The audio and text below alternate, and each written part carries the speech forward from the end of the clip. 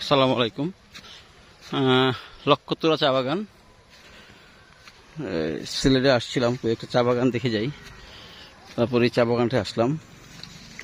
এই চা বাগানটা আমরা অনেক নিচ থেকে আসছি, আমাদের গাড়ি ওইখানে, তো নিচে প্রচুর, আমরা অনেক উপরে উঠছি, আমার মেয়ে ওটা উপরে উঠতেছে।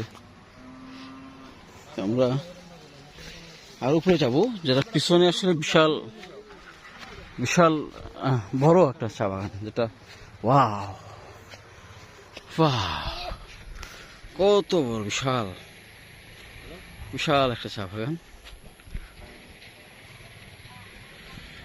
পড়ে যাই দিয়ে না